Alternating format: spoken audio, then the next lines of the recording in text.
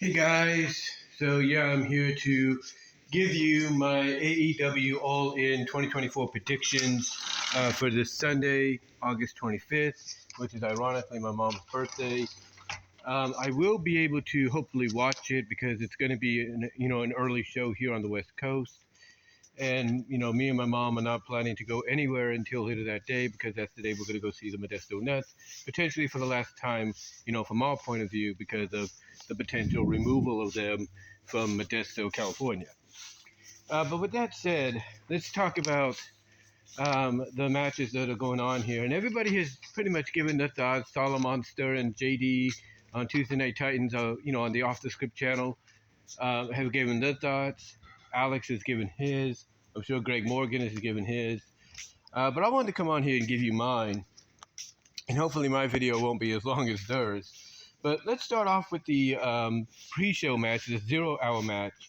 It's a mixed tag team. It's a mixed tag team match where the winning team will choose the stipulation of the match between Nightingale and Statlander at All Out. This is the mixed tag match. It'll be Chris Statlander and Stokely Hathaway versus Willow Nightingale and Tomohiro Ishii. Chris Statlander, Stokely Hathaway against Willow Nightingale and Tomohiro Ishii. A lot of people have said they feel it's going to be Nightingale and Ishii that win. Some have thought that maybe Hathaway and Statlander will win because when you think about it, Hathaway is a professional wrestler, kind of semi now, but, he's mainly in that role of like a Bobby, I wouldn't say a Bobby Heenan, but basically somebody that doesn't want to get tagged in because they know they'll get hurt. So, basically being a cowardly person. But, I look at this match and I'm like, you know what? This is almost perfect. This is almost perfect, to set up for the, Statlander getting to choose the stipulation. And I think, honestly, that probably is what they'll do because it would be too predictable for Nightingale and Ishii to win, and then Nightingale gets to choose the stipulation. I think it's going to be, in my opinion, it's going to be Statlander and Hathaway that choose.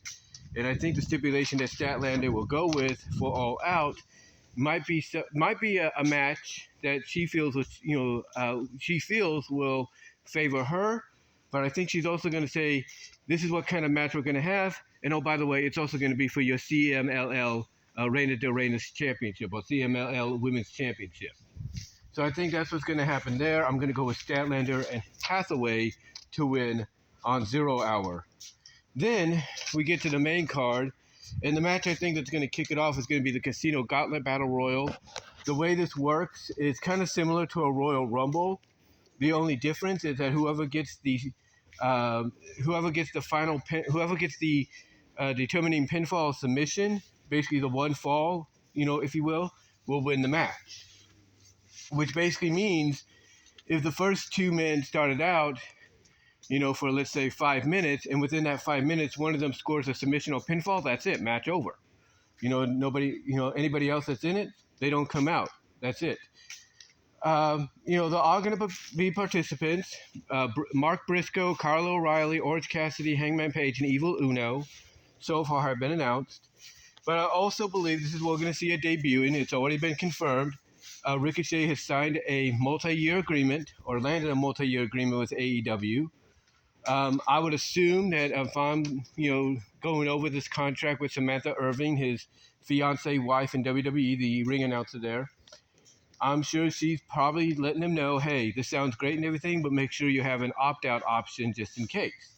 So I have a feeling, we might find out more details about the contract status or the details in the contract after he debuts. But I got a feeling one of those things we may or may not find out about, but I wouldn't be surprised if he gets it or put it in there, is an opt-out option in case things don't go his way or he feels like he's not really exceeding, expectations that he was hoping for. I got a feeling Moné's got that too. We just haven't seen her utilize it yet. But I've got a feeling Ricochet will debut. I've got a feeling Dijak will debut, maybe, unless WWE grabs him again and says, hey, we want you back to be part of the Judgment Day. So we'll see what happens there. Benjamin, I could see coming in, and as well. But the question is, who's going to win? Well, whoever wins this basically will put up in the air. We'll put up, in the air. Or not in the air, but we'll put up pretty much the spoiler for the world title match between Danielson and Strickland. So if Hangman wins, then obviously people are going to say Swerve wins. But we don't know. We'll have to see. We'll have to wait and see what happens. But if I'm going to go with anybody, to win this, because again, we don't know what they're going to go. Obviously, it sounds like they're going to go in one direction for the World Championship. But I've got a feeling if they go, I've got a feeling whoever they go with here, will pretty much give away who they go with in the main event. But I will say this: they go with Paige, all signs point to Swerve. But if they go with somebody else, it's Danielson.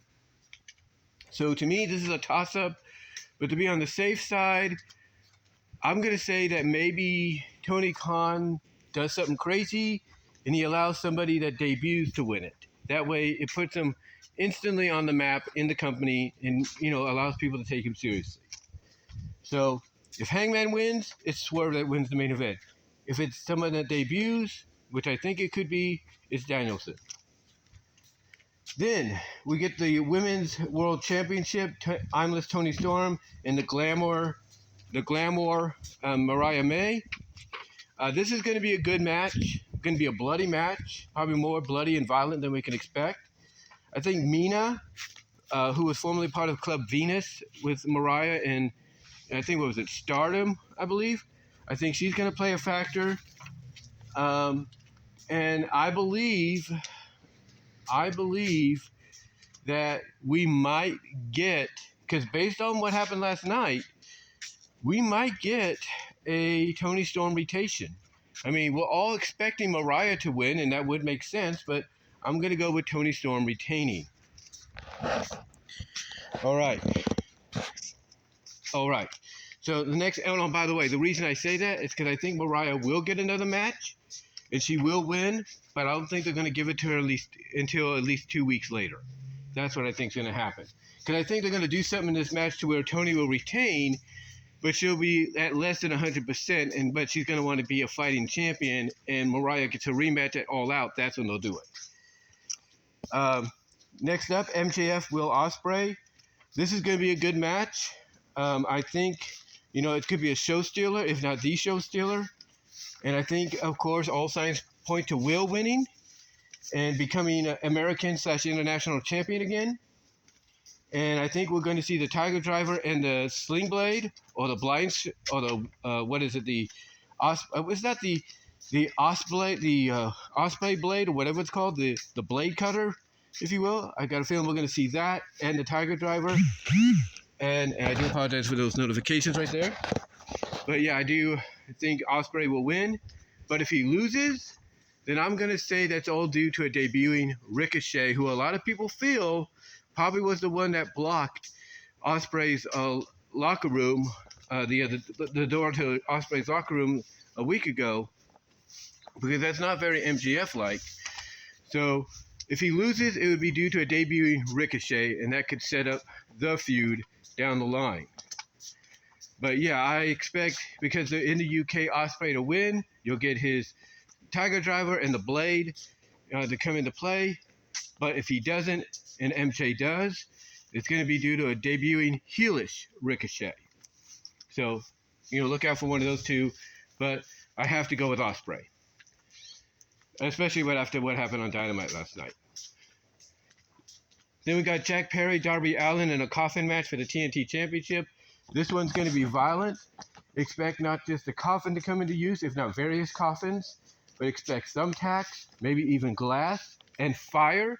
Because I think I do agree with Alex Hicks on this. I think both men are going to light themselves ablaze, and one of them at least will land into the coffin on fire. And then I think that coffin will be, lit ablaze as well to put an exclamation point on the match. But who wins? Well, if Darby's getting a world title shot at Grand Slam a couple weeks, 3 weeks later, you have to go with Jack Perry. But I don't know. We'll have to see. This is a toss-up. If Darby Allin gets it, I could see champion versus champion. That would be a great way to go. But again, we'll have to see. But right now, I'm kind of up in the air. Jack Perry would be the best choice, but we'll see. We'll see. But expect somebody to be set ablaze, or the coffin that they get light into. Expect that to be set ablaze, a la Kane to the Undertaker, and Randy Orton to the Undertaker in WWE. Then we're going to get Mercedes Moné and Britt Baker for the TBS Championship. This one's going to be good, even though it doesn't have much heat to it right now. It's kind of cooled off until last night. I expect Camille to play a factor, but I'm also thinking the referee they have will be Aubrey Edwards. And I think Aubrey will be like, nope, Camille, you get out of here. Because I got a feeling this moment Camille comes out, you're going to have a bunch of referees, if not security, coming out behind her. And Aubrey's going to be like, yeah, they're the escort you, Camille, to the back so we have a one-on-one match. So I think that might happen just so we can get a clean winner. And in the end, I expect Moné to win. I do. I mean, Britt is the obvious sentimental favorite to win, but I expect Moné to win because I think what's going to happen is people expect Jamie Hayter to help Britt, but because of what we know behind the scenes, that's not going to happen. But I would not be surprised if Jamie does come back and she costs Britt, and maybe you play off that real life tension between them behind the scenes on screen and go from there. And then maybe you have a three-way at All Out, maybe a three-way at WrestleDream. We'll see. But I'm going to go with Moné to win. Hook versus Chris Jericho for the FTW Championship. And if he loses, Hook can no longer challenge for the title as long as Jericho is champion. Obviously, that gives away the result maybe because they expect Hook to win. If they do, I expect this to be a squash. Even though Big Bill,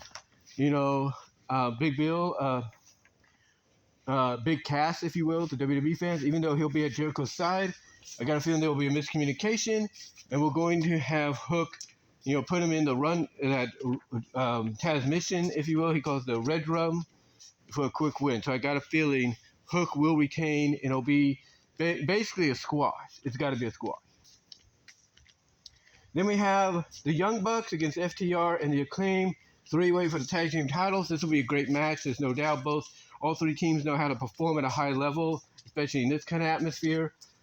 I'm going to go and surprise people that even though the Bucks have a part-time contract, the way they're being presented, you want to play that into the character on screen. So because of that, I feel that the Bucks are going to retain, and they'll move on to whoever they face next in the future. But yeah, I'm going to go with the Bucks to win because, again, you want to play into the real-life personas as EVPs. Why not play into it a lot further, have them retain, and decide when they defend next because the EVPs and all that. So I'm going to go with the Bucks. Even though people are saying the Acclaimed could win, FTR can win, I'm going with the Bucks. Then we have the four-way London ladder match for the Trios Championship. The Patriarchy versus the Bang Bang Gang versus House of Black versus Pac and the Blackpool Combat Club because they taped Collision last night after Dynamite, and Pac and the BCC won a match against Top Flight and Lethal Rush to become the final team in there. This is going to be crazy. Christian is going to be somewhat in his element because he's used to ladder matches. And I know people are saying the Patriarchy's got to win. It would make sense. But I'm going to go with the House of Black. I think they're going to win. And honestly, I do not think Wheeler Yuta. I don't think Wheeler Yuta will be in this match. I think something will happen. They will try to, storyline wise, take him out. But in his place, we're going to get Jon Moxley. So instead of Pac, Claudio, and Yuta, I think it's going to be Pac, Claudio, and Moxley. They may not win, but it'll definitely throw a wrench in Christian's plans, especially if you based off, Moxley's return, off of what Christian said to Renee, his wife, Moxley's wife. That makes a lot of, sense there. And you set up, a feud between those two, between those two and the BCC and the Patriarchy down the line, which will lead to a kill switch Luchasaurus turn on Christian, which could be built to a match at Full Gear between the two, if not World's End. Then we have Swerve Strickland against Bryan Danielson, title versus career for the AEW World Championship. This is going to be a good match, and again, like I said earlier, whoever wins the Casino Battle Royal, or Casino Gauntlet match, I should say, will kind of spoil who wins this match. A lot of people are saying Danielson because, pretty much all the evidence is pointing towards, after last night's promo and everything, is pointing to him winning. I could see that, and I could see it because Hangman Page, whether he wins the Gauntlet match or not, I could see Hangman costing Swerve the match and the championship as kind of like his own way of getting back at him and also getting another match with him, maybe a final finale with him, because pretty much Hangman's going to be like, look, the only reason, because I was thinking about this too, I'm thinking Hangman's going to come out, reveal that he now knows why Swerve did what he did with him and why he did something similar with Danielson. And it's because Swerve knows one-on-one in a fair match, he can't beat them. And, we'll see that kind of play out on Sunday if Hangman interferes. But all signs are pointing towards Danielson winning. I would agree with that, but I don't see him being a part-time champion. I see him basically winning the title, but then I see him coming up on Dynamite, at Grand Slam. No, Dynamite Grand Slam, yeah, possibly. But I see him showing up at Dynamite and saying he's going to vacate the title, and he's going to allow the winner of the Gauntlet Battle Royal and the winner of the Gauntlet Battle Royal to face Darby Allin at Grand Slam for the championship. I could see that happening. I could be wrong, but we'll see. But I think if he doesn't, continue on wrestling, on this part-time handshake, non-contractual basis, I see him winning the title, but also vacating it on the Dynamite afterwards. So that way, Darby Allin and whoever wins the Gauntlet match on Sunday can face each other either at All Out or at Grand Slam. That's what I see happening. But overall, those are my predictions and preview for All In London, which will be the last All In the UK, at least for maybe the next year or two, because they're coming to Texas next year. But yeah, those are my predictions and my thoughts. Let me know what yours are, guys. What match are you looking forward to? Do you think I might be on the money with some of these? And until then, comment below, like the video, ring the bell for notifications. Also, subscribe to the channel. Click on the link to my Teespring store in the description for merchandise you can't get anywhere else, as well as the link to where you can find my content elsewhere here on the internet. But guys, give me your thoughts. Love to hear from each and every one of you on this. And until then, I am out.